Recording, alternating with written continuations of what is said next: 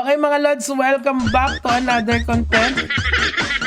And ngayon po ay i-discuss natin yung Kanto Gaming na nahuli kay Father Flavi. Ngayon, sino po ba si Father Flavi? Si Father Flavi po ay isa sa mga advocates ng anti-EJK ni Duterte. And kinasuhan nila recently si VP Sara.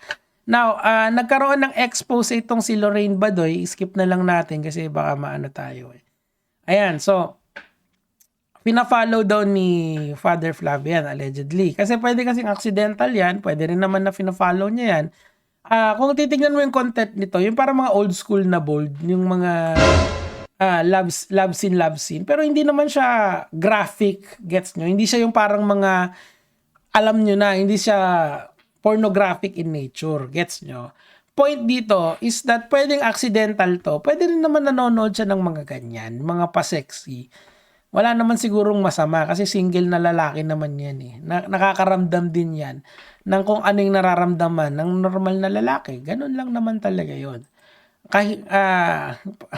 Kahinaan niya, ganun. Now, bakit ko binibring up tong point na to? Kasi nakita ko ngayon talaga, binabanatan siya ng sobrang daming DDS ngayon. Kunyari, papakita ko sa inyo para lang kasi coordinated attack na naman siya eh. Eto, sabi ni Sas dito, guys, si Father, is it true that Father already unfollowed? Walang basagan ng pagmariang palad. Okay. Magde-deactivate na yan si Father. So, nakita niyo yung coordinated attack ng mga DDS. Ngayon, eto, sabi ni Sas, before judging him as simply malibog, I want to explore the alternative explanation why Father followed if he speak. Okay? May explanation yan, baby. He's a gamer and he thought it was gaming. Please write sa comment section why he's following the page. Pwede kasi accidental. Pwede rin naman na pina-follow niya kasi gusto niya yung mga love scene na yun. Oh. Doon sa nagpaparaos, so what?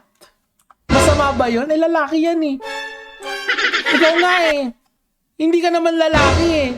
So, malamang nagpaparaos ka din, di ba?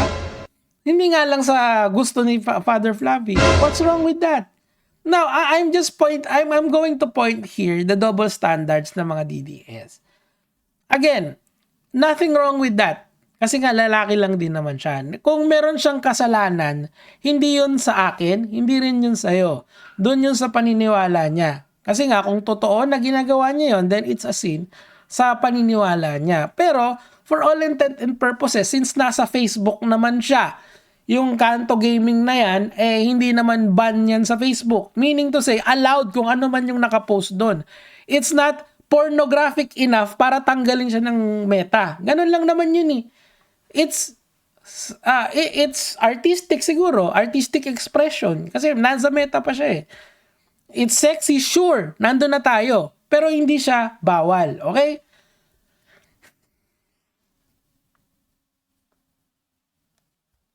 Ngayon, of course, ibang usapan yan kung talagang bumibira si Father Flavi ng alam mo yan, ano siya, hindi na kasalanan yun sa paniniwala niya. Pero dito, of course, siguro yung liability niya nasa Panginoon niya. So doon sila dapat yung kastigo kay Father Flavi, hindi kayo. Kasi kayo, may double standards kayo pagdating dito. Explain ko sa inyo. Okay? As hilarious as possible, again, your explanation should be an alternative. He's just malibog. Lalaki eh. Hindi mo ba nararamdaman yan, Sas? Ha? Kapag sa bagay, iba yung bold na pinanonood mo. Siyempre, si Tio Moreno rin, di ba? Yung mga... Kasi nga, ako kasi ginawa ko, tinignan ko yung mga finalo niya kasi naka-hide na yung naka-follow ni Father Flavi. Tinignan ko. Nakita ko, yun lang talaga yung questionable. Siguro, and karamihan mga news channel, yung about sa mga ano. So, minsan, yung sa feed niya, may fluke na nangyari. Ito nga yung fluke, di ba? So, ang dalawang explanation dyan. Number one, yun nga, yung pinakauna is lalaki lang. 'di ba? Nagkakasala. Lalaki. Pangalawa, napindot niya. Misclick, 'di ba? Pwede 'yan. Pero either way, bahala siya. Siya mananagot doon sa paniniwala niya. Ako, I don't mind it. Lalong-lalo na kung ang nangongol out sa akin is mga DDS. And I'll explain why. 'Di ba? I'll explain. Pumunta tayo dito kay Tio Moreno. Imaginein mo, isa kang priest tapos nakafollow ka sa Kent Gaming na page na puro bold ang laman. Hindi naman siya literally bold. Kasi ang iba yung, pag lalaki ka kasi, ang pag bold, yung talagang walang damit, yun yung bold, at saka may ginagawang milagro. So that is the bold in the context of a male. I would not understand, I would get it that why you don't understand that. Kasi hindi ka naman nag-identify as lalaki, di ba, Tio Moreno? Ano you're not you don't identify as one of us. So ibang grupo ka, parehas kayo ni Sas. Point dito is that kung ano man yung pinanonood niya, malamang dumaan lang yun sa newsfeed niya.